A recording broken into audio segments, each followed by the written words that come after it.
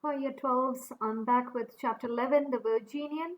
As I have mentioned in my background, Virginian is actually it's a fictional newspaper.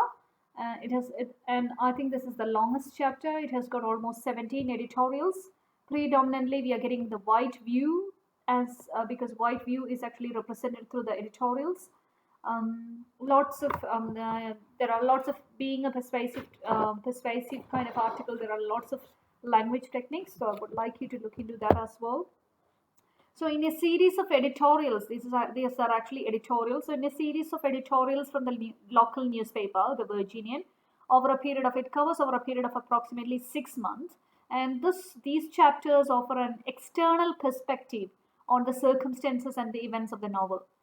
Until this moment, we have been getting it through the perspective of the characters, but from this chapter or through this chapter, we are getting a very broad and external perspective about issues regarding slavery. Mainly, they discuss slavery from a position of perceived authority, as the plantation community mainly relies on this kind of publication for news and opinions. So, mainly, most of these editorials are written by a single person, with most entries employing the first person. It's mainly written in first person, mainly to show or to indicate subjectivity. So, keep all those points that I've said in mind. And again, the title Virginia, as I told you, Virginia is a southern state, and that is where the whole story actually happens. So the first one is the Virginian editorial, December 3rd, 1809. It's neither extraordinary to beat a slave, nor incompatible with Christianity to wield a whip. Again, from the very first sentence, we clearly know that this is a white view. The love I hold for God is put in abeyance during such a degrading, unavoidable act of discipline. This makes him a creature unlike any of us simply because his responsibility is something most of us will never know. We will publicly cast aspersion at him privately, but will be glad never to have to know it. And he ends by saying, then the whip cannot be put aside. Any fool can beat a foolish slave. Only a man can do it and remain dignified, only a man. So mainly he discusses issues regarding or concerning slavery and about the whips and the punishment that they should get. So it's mainly regarding the slavery concerns concerning slavery. The next editorial is written on 7th of Jan 810. It's all about childbirth, like discussion of childbirth and the childbirth and the mother and all that. A man purchased a slave from another man who sold. Again, look at the words purchased. A slave from another man who sold the said slave without realizing that she was with child. Upon discovery of this fact, the seller wished further compensation from the buyer for the unborn child. So didn't realize that she had a child, so unborn child. So now asking for further compensation. The buyer said he refused to pay more since the original purchase was made without prior knowledge of the fact that he was getting himself a bargain two for the price of one. Look at the phrases and words they are using in order to talk about slaves. It's considering treating them as inhumane, treating them as commodities, buying and selling. And look at those words: bargain, selling, purchasing. Those words are really actually giving us their views. This manner of retrospective justice, I'm not reading the whole thing. Therefore, I say to the gentlemen, consider yourself fortunate if you have purchased slaves, does not die in childbirth, and the infant perish along with another.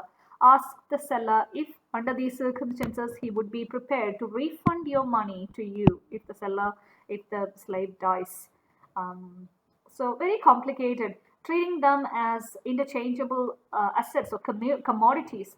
So the editor's discussion of childbirth actually transfers the focus from the mother and the child to the slave owners. He is not focusing anything about, or he is not concentrating about mother and child, but his focus is all about the slave owners, people who own them. This perspective actually highlights the editor's belief that slaves should not be seen as independent beings in control of their own lives. Rather, their value is actually determined by external owners. Their value is actually determined by the external owners, plantation owners, and they consider or see these kinds of slaves as interchangeable assets, just as commodities. So they never care about the personal, emotion or the separation of the parents and the parent and the child. They never care about the actual protagonist of this conversation is must be the parent, the mother, and the child. But he is actually changing or transferring the focus to the slave owner, and it's all based on the economy or the benefit or the profit that they make out of all this. So we clearly see in this, or Digor through the Virginian, the chapters actually gives us the voice of the white community, portraying them as callous, emotionally hardened people who disregards the well-being of the slave. So that is the view and value, and the readers are Digwa wants us to think about these kinds of views. Now, next one is all about. Next one was written in Feb 4, 8, 10. If slaves are stock, should we be concerned about the sale of a woman and her children that might very well result in their separation? So this is all about the emotion of the slaves.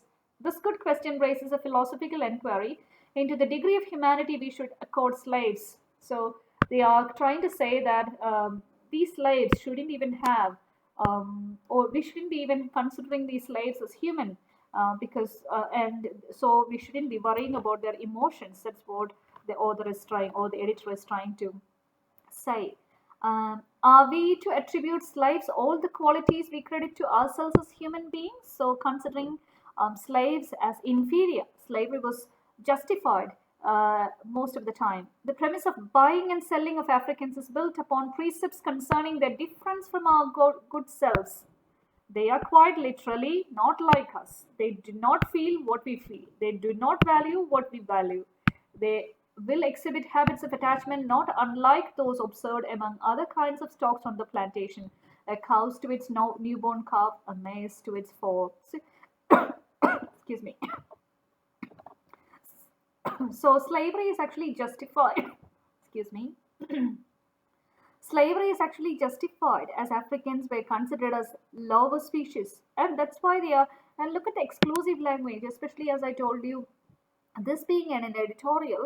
I want you to look at the words and phrases and the language choices. It's they constantly. It's exclusive language, excluding them, separating them, and lots of analogy. There's a comparison analogy, and even the phrase they is repeated, so repetition is there, mainly to emphasize on the difference between the difference between the whites and the blacks. So it's a very barbaric tone, dehumanizing tone. So it is not wise to confuse such displays of attachment and habit with love. At the auction block, get the best price for your investment. I'm not reading the whole thing. Anyway, the editor actually believes that on an emotional level, slaves should not be seen as fully human. On an emotional level, the slaves should not be seen as fully human.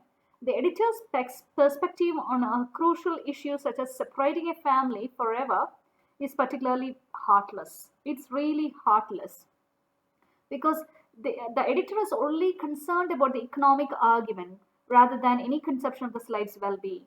So the editor is not even thinking about the well-being of the slaves or the emotional trauma of the woman and the child when they are getting separately sold. They're not thinking about the emotions.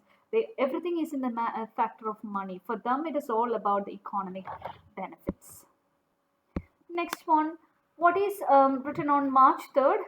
What is a just punishment for a slave who is run away? The practice has been to administer. The practice has been to administer 200 lashes with further restrictions of diet, maybe leg irons for a week or two afterwards. So that is the punishment. And this seems just and fair. Look at the words. According to them, they say that this is just and fair. This seems just and fair. Sorry. That's what they say. This seems just and fair. The assumption is twofold. One, that the runaway intended to rob. I'm not reading the whole thing.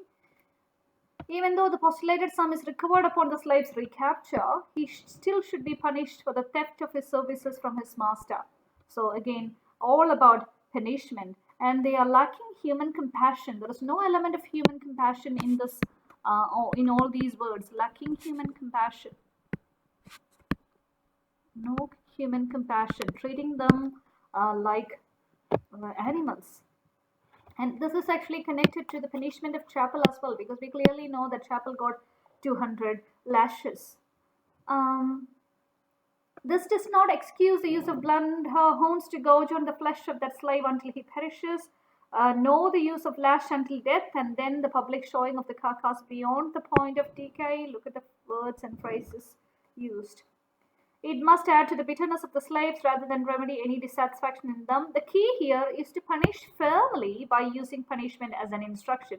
So they are trying to justify the punishment by saying that this is to instruct them, to teach them a lesson. There is this too. The slave must be a living example. Their second aim is that the slave should be a living example of someone who has failed in his attempt to escape. He must act as a living reminder of the failure to all who might entertain such a notion. So that is their attitude towards punishment.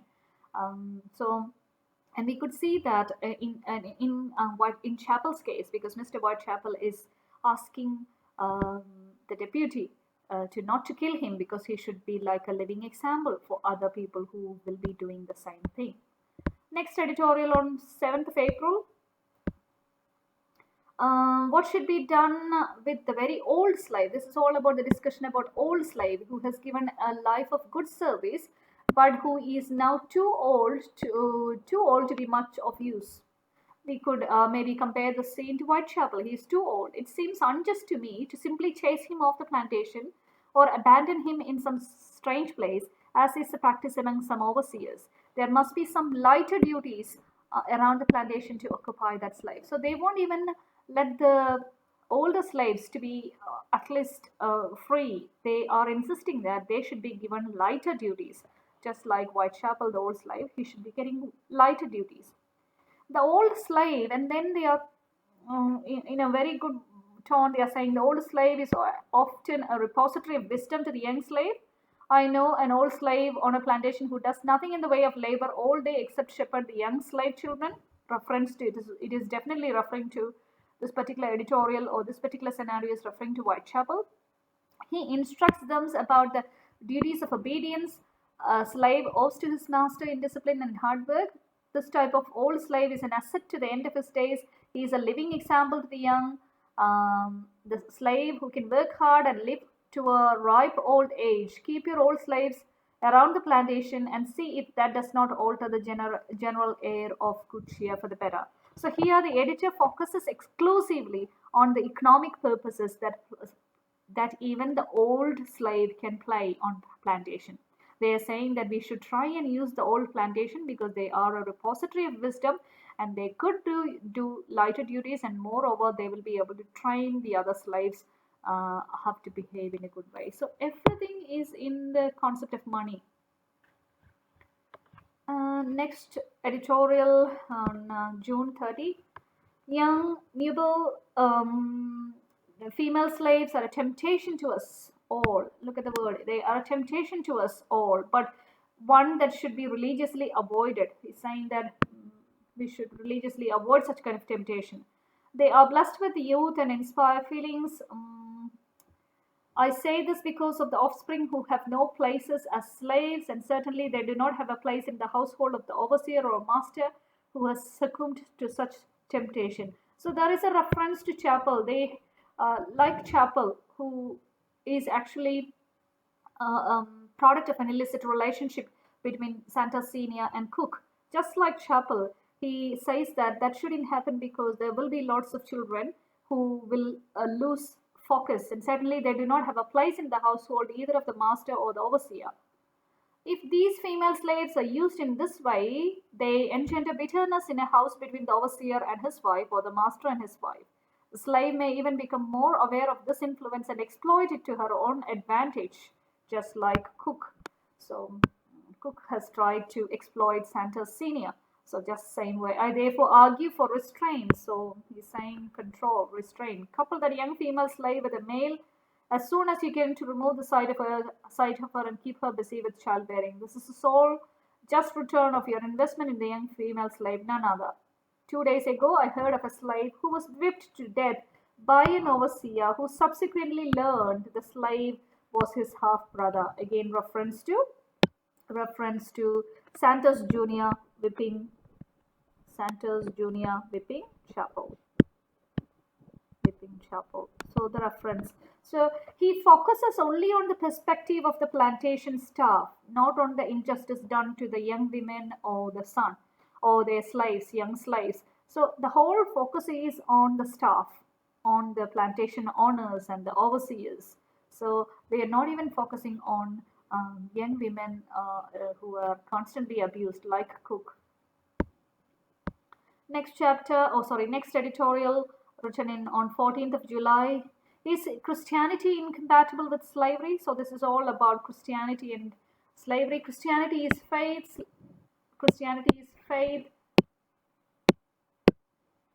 Slavery answers to our physical and material well-being. Christianity looks after the hunger of the soul. The two are different types of sustenance for different kinds of. Indeed, one is exterior. One is looking after the hunger, and the other one is interior. One is tangible, the other intangible. So it's all about faith. The interior one is faith. Christianity looks after the hunger of the soul.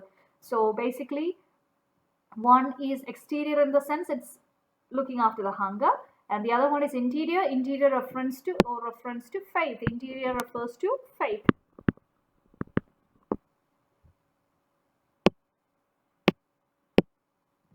How then are they always confused? The answer is not simple. Once we extend Christian values to include slaves, we throw into question, that's really important. Once we extend Christian values to include slaves, we then throw into question the very basis of our forced enslavement of them.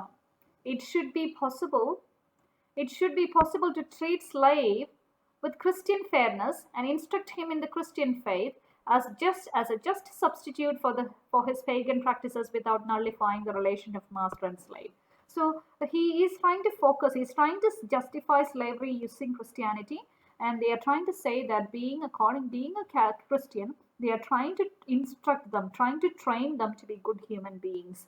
So treating a slave with Christian fairness and instruct him in the Christian faith is actually a good thing. That's what he says, and that shouldn't disturb the relationship between a master and a slave.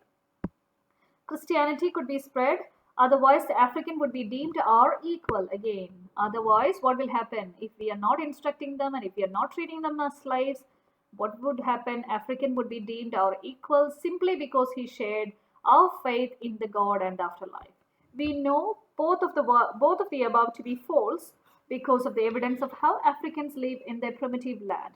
For God's sake, remember where they came from before you thrust them upon an equal platform. Again, look at the injustice. For God's sake, remember where they came from before you thrust them upon an equal platform with ourselves. So don't try and treat them in equal platform. You have to treat them with Christian values. You have to instruct them and treat them as slaves. So instead of focusing on religious precepts, there are so many other religious precepts like love and respecting all human beings. Instead of focusing on all that love and respect, the writer's opinion or the editor's opinion is primarily defined by his conviction that slaves are not fully human beings deserving equal treatment. They are not human beings who deserve fully equal treatment. That is the conclusion of the editorial or the editor, which is not right, because they are completely forgetting about other Christian precepts like love and respecting other people. How should the plantation be run? Firm or kind? Okay, now it's all about the discussion about how to treat the slaves, whether we need to be firm with them or to be kind.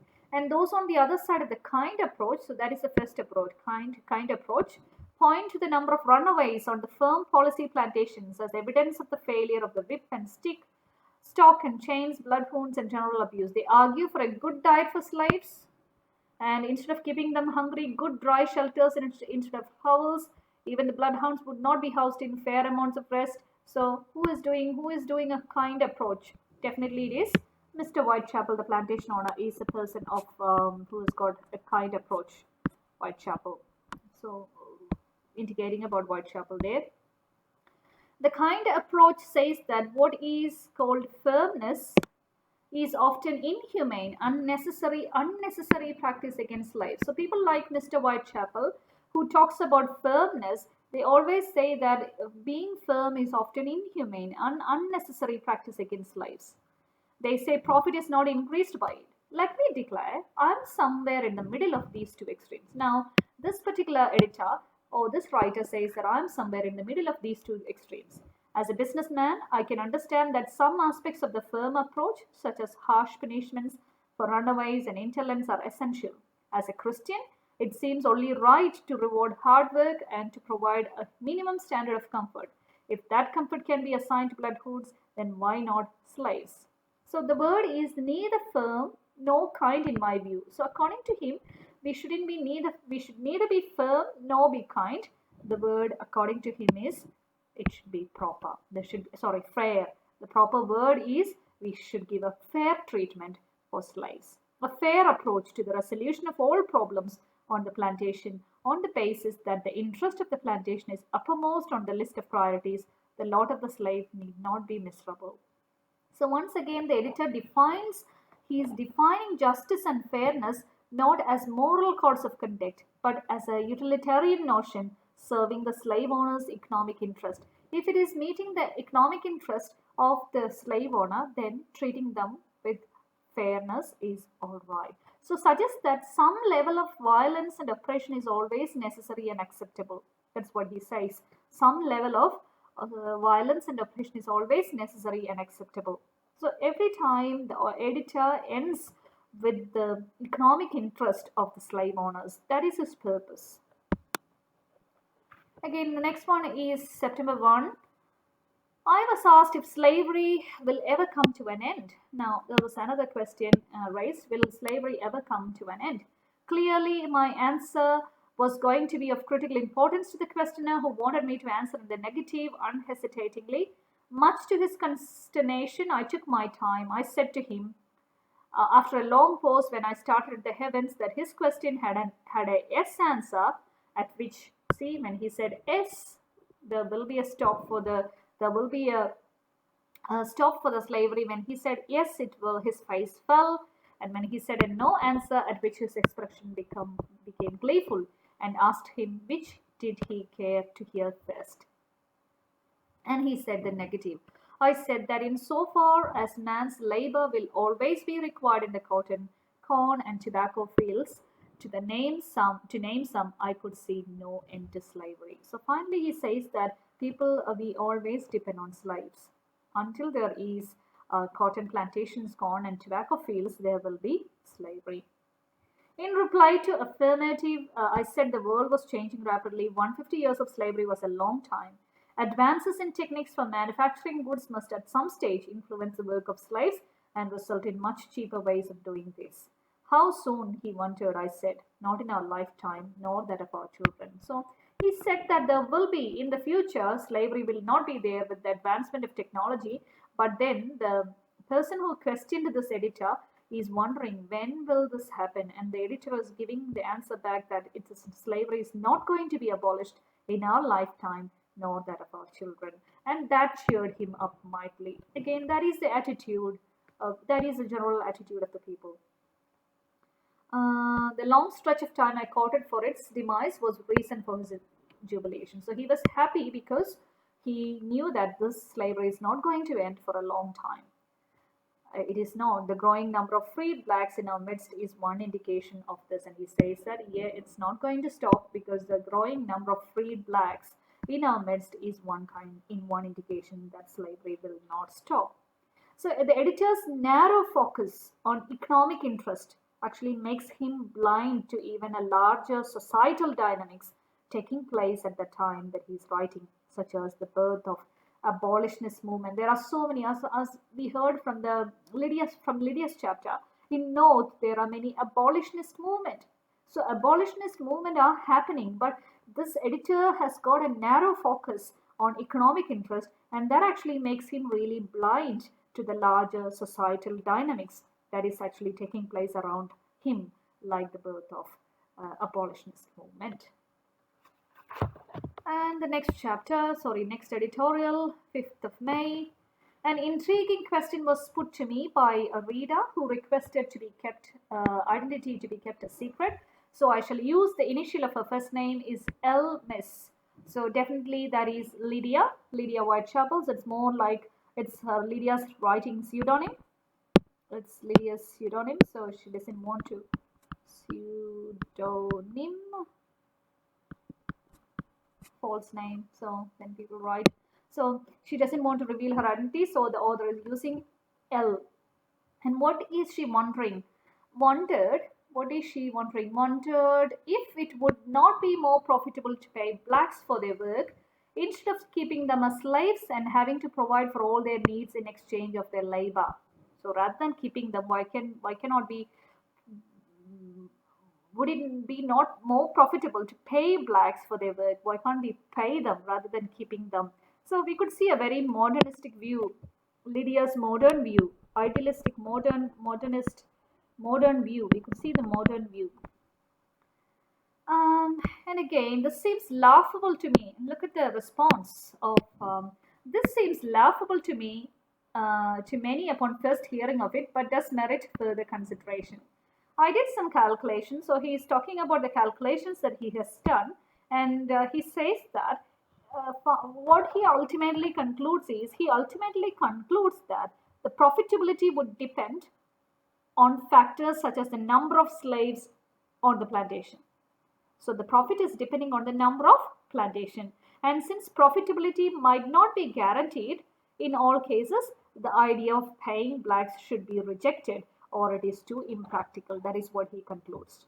So he says that this is not going to be profitable. If you're going to pay blacks money, that's not going to be profitable. And since the profitability is not guaranteed, the author or the editor concludes that paying them money is not a good idea. It's too impractical. And the author actually dismisses Lydia's view, Lydia's modern view. Editor considers this view, but then he is trying to back up his argument by saying that it's not profitable if we are actually paying them money. Next one, Virginian Editorial, 12th of May.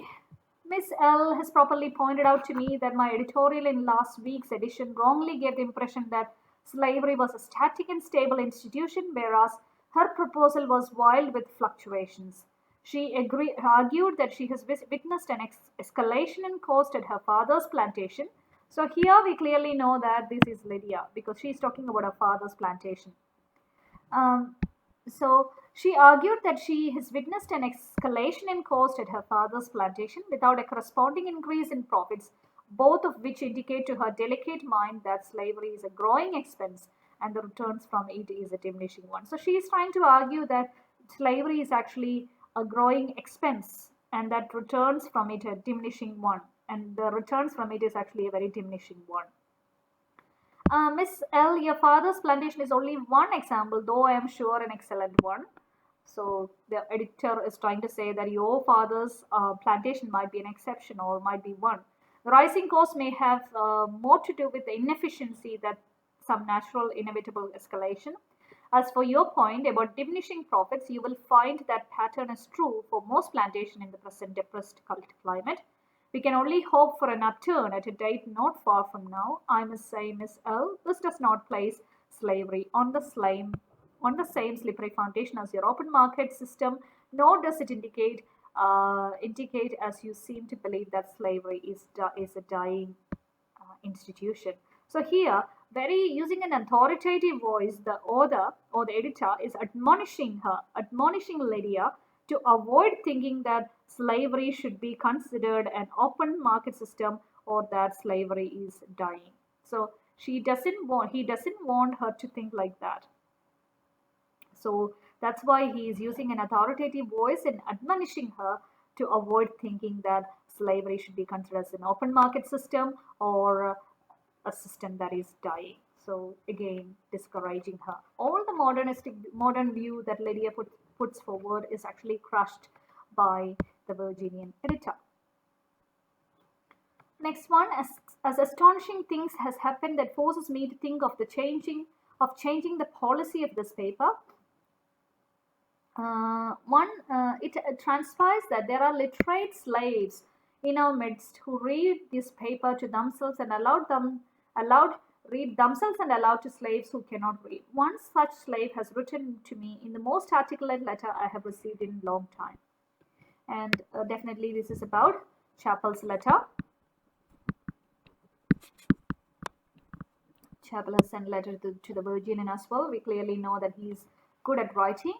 In it, he actually argues, what is Chappell arguing that? In it, he argues that these pages should carry stories about slaves told by the slaves themselves. So that is his point. That is what Chappell's request is, that they should publish stories of slaves. It is a point worth entertaining. In past debates in these pages, it might have benefited some of the arguments if the point of view of black were heard as well.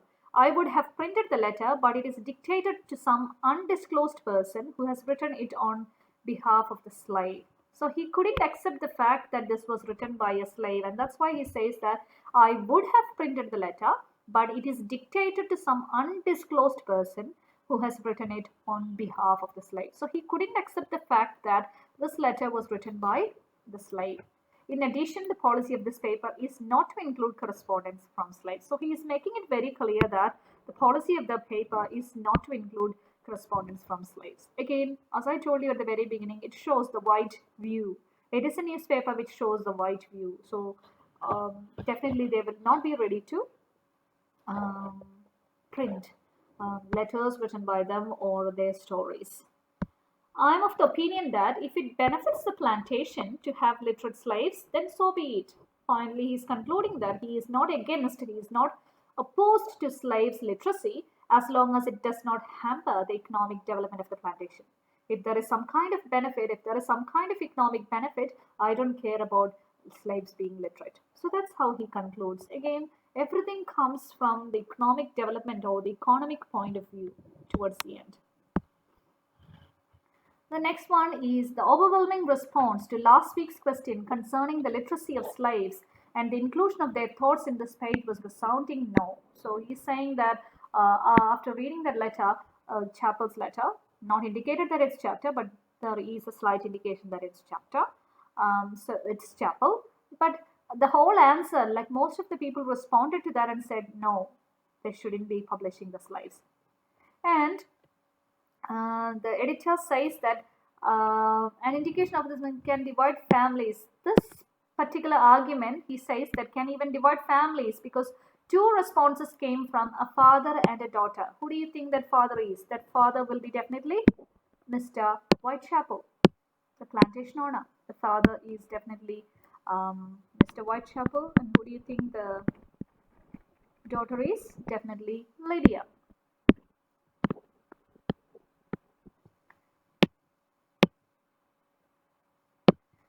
Who wrote in separately. The father said no, definitely not. The daughter said yes about time.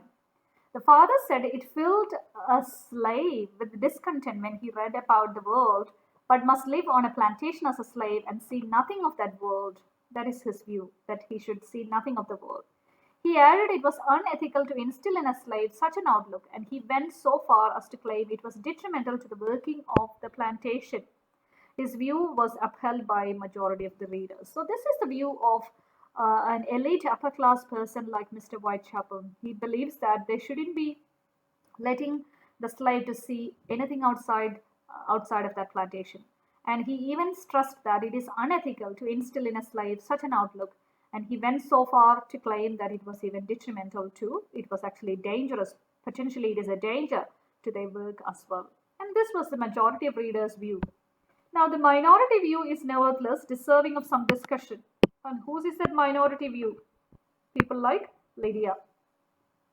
As outlined by the daughter, it argues that it is wrong to decide what a slave should and should not, and doubly wrong to rob that slave of the joys of literacy. She said it made slaves better people. In fact, she advocates literacy for all, since in her view it would improve mankind.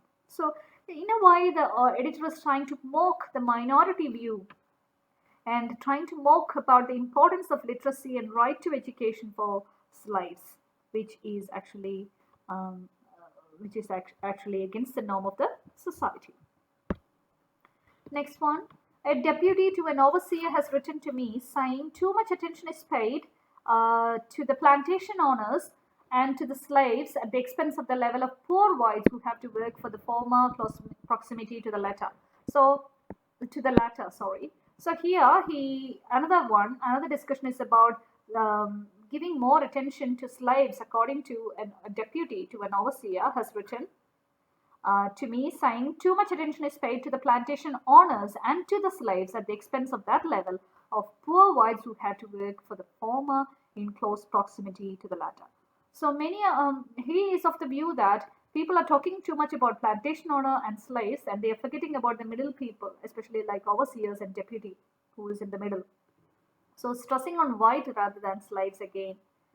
He argues the lives of some of these whites are barely one rung above that of sharing condition of the slave. And so they are trying to say that the white people, especially the people like overseers and the deputies, their life is just one rung, one step above the condition of the slave.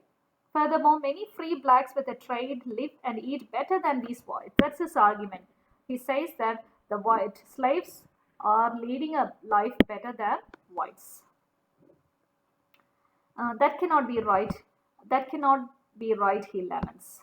So that is his problem. He's trying to say that more attention should be given to the white people, especially the white middle class people, rather than pouring all attention on plantation owners and slaves.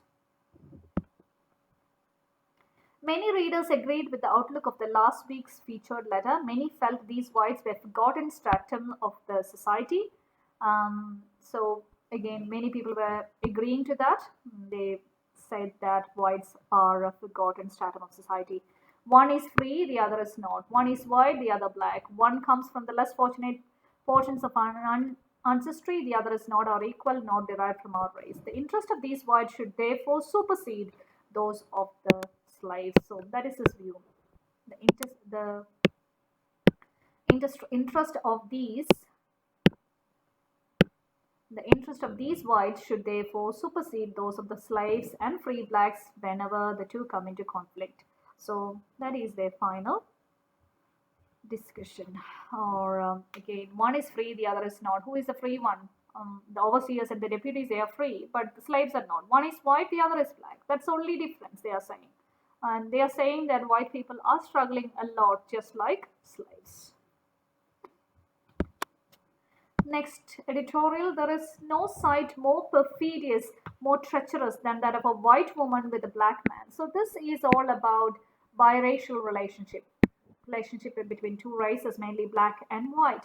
And he very explicitly and clearly says that this is wrong. I was in New York and witnessed examples of this and left appalled and enthralled that my home was made here in the verdant hills of this blessed state where no such displays are likely to occur. So he is saying about his experience. There is so much wrong with it. It is so far from us here that I should not grace the idea with any further discussion. But there is something in it that did not augur well for the future in these bounteous United States. The same argument applies to masters and overseers who satisfy their concupiscence on slaves without due consideration of their consequences. So when they are talking about biracial relationship, the editor actually, in a very horrified tone and very clear tone, explicitly says that that shouldn't happen. That is wrong. Biracial relationship is wrong. So racist again. And again, he also mentions about the overseer's illicit relationship with the slave. That is also contributing to many people, many born as slaves, just like Chapel, and therefore come to know their station and are less of a problem than those who are born free and then have to learn that they are not and live with that. Next one, again, Miss Lydia. It is wrote in and called me my thinking on last week's issue concerning the perfidy of liaisons between white women, they are not ladies, and black men unconstitutional.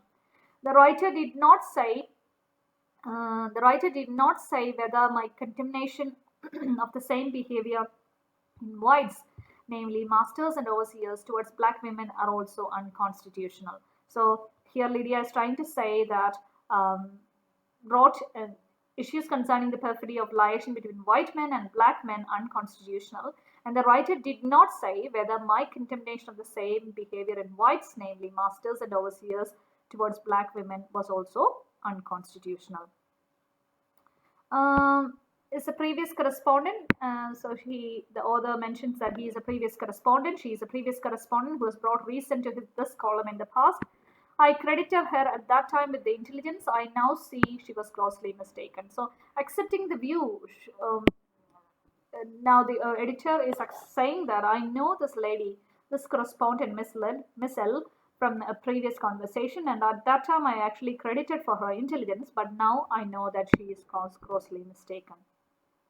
So his bigotry actually keeps him from, or his prejudice or his bigotry actually keeps him from realizing that Miss Lydia's lack of racism does not actually indicate her lack of intelligence, but rather it is her courage to challenge the dominant ideology. The author is not understanding that Lydia is actually courageous enough to challenge the dominant ideology. That is the end.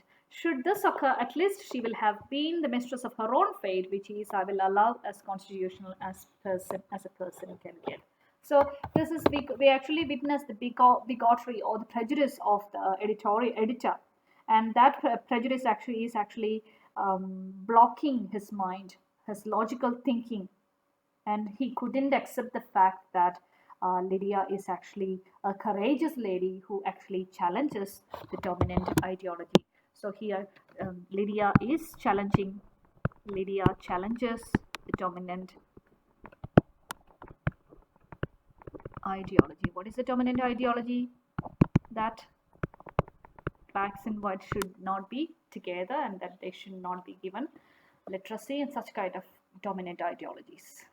That's the end of this chapter.